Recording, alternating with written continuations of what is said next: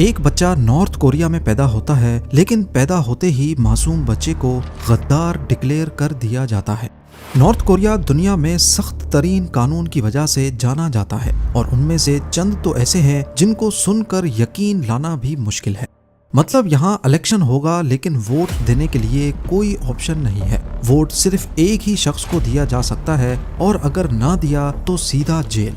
यहाँ टीवी पर सिर्फ एक ही चैनल होता है और चैनल ट्यून करने का भी कोई ऑप्शन नहीं। नॉर्थ कोरिया शायद दुनिया का वाहिद ऐसा मुल्क है जहाँ जुर्म करने पर नहीं बल्कि जुर्म सोचने पर भी आपको जेल जाना पड़ सकता है। ज़ेम टीवी की वीडियोस में एक बार फिर से खुशामदीद। नाजरीन, 1945 तक जापान ने पूरे कोरिया पर 35 साल तक हुकूमत की, लेकिन वर्ल्ड वॉर 2 के बाद कोरिया दो हिस्सों में डिवाइड हो गया, नॉर्थ कोरिया और साउथ कोरिया। नॉर्थ कोरिया पर सोवियत यूनियन का असर व रसूख था, जबकि साउथ पर अमेरिकन इन्फ्लुएंस। 1948 में किम डायनेस्टी के किम इल संग को लीडर बनाया गया और नॉर्थ कोरिया बना democratic people's republic of Korea. पर यहाँ डेमोक्रेसी जैसी कोई चीज कभी पैदा ही नहीं हुई। 1950 में नॉर्थ और साउथ कोरिया के बीच एक जंग हुई जिसे कोरियन वॉर कहा जाता है, लेकिन जंग खत्म होने के बाद कोई पीस ट्रीटी नहीं हुई। इसी वजह से दोनों मुल्क अभी तक टेक्निकली जंग की हालत में हैं। नॉर्थ कोरिया में पावर को बरकरार रखने के लिए आज तक सिर्फ एक ही फैमिली का रूलर रहा है। सबसे पहले किम इल संग, उसके बाद किम जोंग इल और अब किम इल संग के पोते किम जोंग उन। हर रूलर ने अपनी गद्दी को बचाने के लिए सख्त से सख्त कानून का सहारा लिया है। यहाँ खौफ और सजा के दम पर लोगों को जबरदस्ती दबाने के लिए कई सारे रूल्स बनाए गए हैं ताकि लोग साउथ कोरिया और वेस्टर्न कल्चर से इम्प्रेस होकर हमारे खिलाफ ना हो जाएं। और आज हम इनमें से कुछ अजीबो गरीब रूल्स का जिक्र करेंगे। तो आइए शुरू करते हैं। 2024 में नॉर्थ कोरिया ने सन ग्लासेस का इस्तेमाल और शादी के ड्रेस पर पाबंदी लगा दी। यहाँ मेट्रो या पब्लिक स्टेशंस पर म्यूजिक नहीं बल्कि किम फैमिली की स्पीचेस चलाई जाती हैं और इस दौरान किसी को भी एक दूसरे से बात करने या शोर करने की इजाजत नहीं होती। नॉर्थ कोरिया में अगर लोग साउथ कोरियन ड्रामे या हॉलीवुड फिल्म्स देखते हुए पकड़े जाएं तो उन्हें लेबर कैंप्स या सख्त सजा का सामना करना पड़ता है। ये इक़दामात नजरियाती आलूदगी यानी आइडियोलॉजिकल कंटामिनेशन को रोकने के लिए उठाए जाते हैं ताकि आवाम पर गैर मुल्की असरात ना पड़े। नॉर्थ कोरिया में आम लोगों को इंटरनेट नहीं बल्कि सिर्फ इंट्रानेट इस्तेमाल करने की परमिशन है। ये एक तरह का मुकम्मल बंद नेटवर्क है जो सिर्फ नॉर्थ कोरिया के अंदर ही चलता है। इस नेटवर्क पर भी स्टेट मॉनिटर करती है और देखा जाता है कि लोग क्या देख रहे हैं, क्या पढ़ रहे हैं और क्या बात कर रहे हैं। इस तरह हुकूमत लोगों तक पहुंचने वाली इंफॉर्मेशन को कंट्रोल करती है ताकि वो बाहर की दुनिया से मुतासिर ना हो। नॉर्थ कोरिया में स्टेट की परमिशन के बगैर गैर मुल्क फोन करना भी इलीगल है। यानी अगर आपको मुल्क से बाहर किसी से बात करनी हो तो उसके लिए हुकूमत से परमिशन लेना लाजमी है। यहाँ पर टीवी, रेडियो और अखबारात भी सिर्फ स्टेट ही चला सकती है। प्राइवेट मीडिया का तसव्वुर करना भी मुमकिन नहीं। इस मीडिया पर सिर्फ हुकूमत की तारीफ, किम डायनेस्टी की शान और गैर मुल्की दुश्मन जैसा कि यूएस का जिक्र होता है। वहाँ के आम लोगों में बचपन से ही अमेरिका और उसके अलाइज के खिलाफ नफरत भरी जाती है। नॉर्थ कोरिया में हुकूमत लोगों के हेयर स्टाइल्स पर भी सख्त कंट्रोल रखती है। गवर्नमेंट ने चंद खास किस्म के हेयर स्टाइल्स की इजाजत दी हुई है, यानी लोगों को बताया जाता है कि वो कौन से हेयर स्टाइल्स बना सकते हैं। यहाँ वो हर चीज बैन है जो बाहर की दुनिया का असर रखती हो, जैसे जीन्स पहनना, बालों को डाई करना या फिर चमकदार ड्रेस पहनना। ऐसा करने वाले का सामान जब्त और सजा दी जाती है। कपड़े तो कपड़े, पसंद के खाने खाना भी अलाउड नहीं है। हॉट डॉग्स क्योंकि अमेरिकन कल्चर में आम है और बुडे जीगे और ट्योक बोक की साउथ कोरियन डिश होने की वजह से बैन है। एक शहर से दूसरे शहर ट्रैवल करने के लिए भी परमिट होना जरूरी है, बिना इसके ट्रैवल इलीगल माना जाता है। नॉर्थ कोरियन पासपोर्ट सिर्फ एलीट क्लास को मिलता है, जैसा कि गवर्नमेंट ऑफिशियल्स और किम जोंग उन के करीबी साथी। आम पब्लिक ख्वाब में भी नॉर्थ कोरिया से बाहर नहीं निकल सकती। नॉर्थ कोरिया में जमीन हो या घर, शॉप हो या बिजनेस, सब का सब स्टेट की मिल्कियत होती है।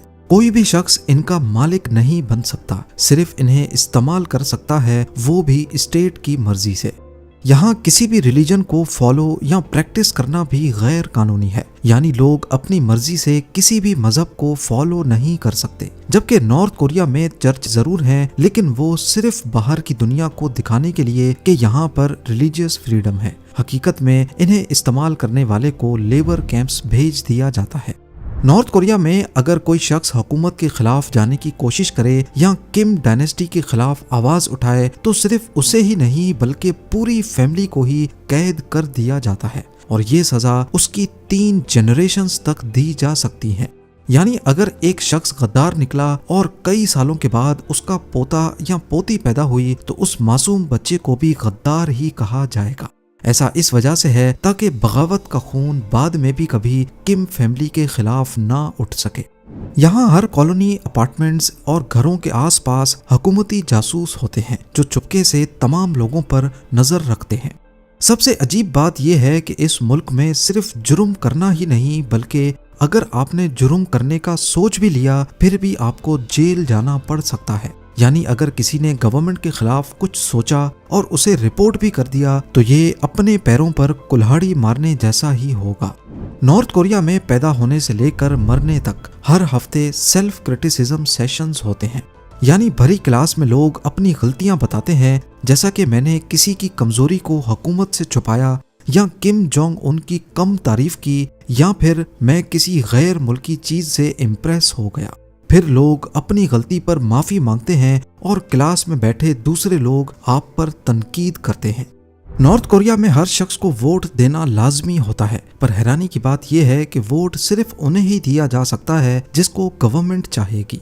यानी यहाँ कोई इलेक्शन नहीं होता जिसमें अवाम वोट देकर अपने लीडर को चुनती है, बल्कि यहाँ सिर्फ एक ही नुमाइंदे को वोट दिया जाता है और जो वोट देने नहीं आता उसे गद्दार समझा जाता है।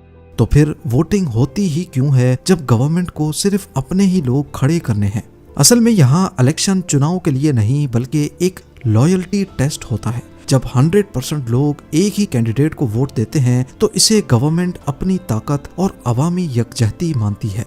यहाँ नेशनल असेंबली भी है जिसे सुप्रीम पीपल्स असेंबली कहा जाता है, लेकिन इसका काम फैसले करना नहीं बल्कि किम जोंग उन के फैसलों पर सिर्फ ठप्पा लगाने का है। नॉर्थ कोरिया के तमाम सिटीजन्स पर यह फर्ज है कि वो हुकूमत के 10 पॉइंट आइडियोलॉजिकल प्रिंसिपल्स का जबानी रट्टा लगाएं। अगर कोई सुनाते वक्त बीच में अटक भी गया तो गद्दार कहलाएगा। इन 10 पॉइंट्स में कोई एक पॉइंट भी ऐसा नहीं है जिसमें किम इल संग का नाम ना आया हो। नॉर्थ कोरिया में हर टीवी सेट सिर्फ सरकारी चैनल्स जैसा कि कोरियन सेंट्रल टेलीविजन पर सेट किया जाता है। इसका मतलब है कि लोग अपनी मर्जी से चैनल्स बदल नहीं सकते और दूसरे चैनल्स ट्यून करना भी इलीगल है। इंपोर्टेड टीवी सेट्स में एंटी-एससी ट्यूनर्स पहले से बंद कर दिए जाते हैं। नॉर्थ कोरिया में साइकिल पर भी रजिस्ट्रेशन और नंबर प्लेट लगती है। यहाँ साइकिल चलाने के लिए भी रोड सेफ्टी टेस्ट पास करना होता है और लाइसेंस भी लेना पड़ता है। नॉर्थ कोरिया में कपड़ों पर गैर मुल्की लोगोज, स्लोगन्स या झंडे बिल्कुल भी अलाउ नहीं है। हुकूमत इन चीजों को बाहर की दुनिया के कल्चरल इन्फ्लुएंस के तौर पे देखती है और चाहती है कि लोग सिर्फ नॉर्थ कोरियन आइडेंटिटी को अपनाएं। सिर्फ नेशनल्स ही नहीं बल्कि अगर कोई टूरिस्ट यहाँ जाता है तो उसके लिए भी सख्त कानून मौजूद हैं। टूरिस्ट के साथ गाइड होना जरूरी है और वो सिर्फ नॉर्थ कोरियन गवर्नमेंट की बताई हुई लोकेशंस पर ही जा सकता है। ना वो किसी लोकल से बात करने की कोशिश करेगा, ना वहाँ खुले आम फोटो ले सकता है। और अगर टूरिस्ट को किसी शहरी का इंटरव्यू लेना है तो वो टूर गाइड की परमिशन के बिना नहीं ले सकता। नॉर्थ कोरिया में मोबाइल्स और कंप्यूटर्स रखना अलाउड है, लेकिन यूएसबी ड्राइव से लेकर मोबाइल की मेमोरी तक रेगुलरली चेक की जाती हैं। अगर कोई बाहर की दुनिया का कंटेंट मिल गया तो सजा हो सकती है। नॉर्थ कोरिया में सिटीजन्स की क्लास का एक इंतहाई गैर इंसानी निज़ाम मौजूद है जिसे सोंगबुन कहते हैं। इस सिस्टम का मतलब है कि यहाँ जब बच्चा पैदा होता है तभी इसकी जिंदगी का फैसला हो जाता है और इस सिस्टम की बुनियाद बच्चे की फैमिली हिस्ट्री तय करती है। मसलन यहाँ 3 क्लासेस मौजूद हैं। एक है कोर, दूसरी वेवरिंग और तीसरी हॉस्टाइल।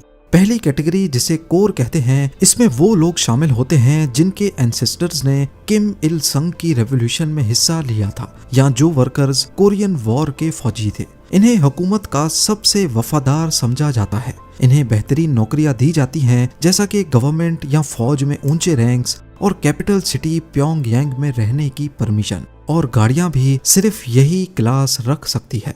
दूसरी क्लास है वेवरिंग या फिर डोंगयो कीचंग। ये आम नॉर्थ कोरियन शहरी होते हैं। इनके एंसेस्टर्स भी आम मजदूर या किसान थे या जिनका पास्ट हुकूमत की नज़र में ना बहुत अच्छा था ना बुरा। इन्हें नॉर्थ कोरिया में मिडिल क्लास फैसिलिटीज लेने की परमिशन है। और तीसरी कैटेगरी है हॉस्टाइल, जिसे जोगटाई कीचिंग भी कहते हैं। इसमें वो लोग शामिल होते हैं जिनके एंसेस्टर्स कभी ना कभी किसी रिलीजन को फॉलो करते थे या जिनका साउथ कोरिया में किसी से कोई रिलेशन रहा हो। नॉर्थ कोरियन गवर्नमेंट इन्हें गद्दार समझती है और इन्हें समाज में बिल्कुल निचला दर्जा दिया गया है। इन्हें सबसे बुरी नौकरियां मसलन किसी कान में काम, मजदूरी या साफ सफाई का काम दिया जाता है।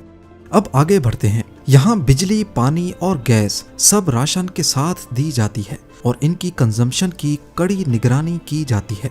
नॉर्थ कोरिया में 17 इयर्स की एज से मिलिट्री में 10 इयर्स तक सर्विस करना हर शहरी के लिए जरूरी होता है, चाहे वो मर्द हो या औरत।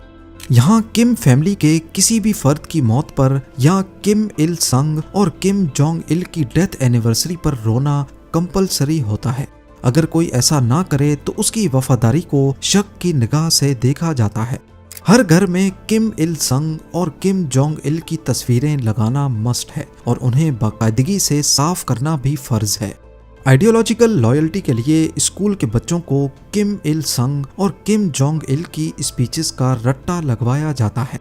नॉर्थ कोरिया पूरी दुनिया से इतना ज्यादा कटा हुआ है कि उनका कैलेंडर भी फर्क है, जिसे जूश कैलेंडर कहते हैं। जूश कैलेंडर की शुरुआत 1912 में हुई थी, जो यहाँ के सुप्रीम लीडर किम इल संग का बर्थ ईयर है। यानी ईयर 1912 नॉर्थ कोरिया में जूश 1 माना जाता है और आज 2025 में वहाँ ईयर 113 है। नॉर्थ कोरिया की दुनिया से कटे रहने की कई वजूहात सामने आती हैं। एक तो किम रजीम को डर है कि अगर लोगों को बाहर की दुनिया का पता चल गया तो वो हुकूमत के खिलाफ हो जाएंगे, इसलिए मीडिया, ट्रैवल, इंटरनेट सब पे बैन लगा है। दूसरा, न्यूक्लियर प्रोग्राम की वजह से नॉर्थ कोरिया पर जो इंटरनेशनल सैंक्शंस लगी, उसने नॉर्थ कोरिया को दुनिया से मजीद अलग कर दिया। यहाँ आपको बताते चलें कि इनमें से कई रूल्स हो सकता है खत्म भी हो गए हों या आज इनसे भी खतरनाक रूल्स बना दिए गए हों। इस बारे में अपडेटेड इंफॉर्मेशन किसी के पास नहीं है। ये सारी इंफॉर्मेशन भी उन लोगों ने लीक की जो 1953 के बाद नॉर्थ कोरिया से भागने में कामयाब हुए थे। स्पाई सैटेलाइट्स की मदद से मुख्तलिफ एरियाज को मॉनिटर किया जाता है या कुछ नॉर्थ कोरियंस ने फुटेजेस बनाकर USB ड्राइव्स को चाइना के जरिए स्मगल भी किया। उम्मीद है जेम टीवी की ये वीडियो भी आप लोग भरपूर लाइक और शेयर करेंगे। आप लोगों के प्यार भरे कमेंट्स का बेहद शुक्रिया। मिलते हैं अगली शानदार वीडियो में।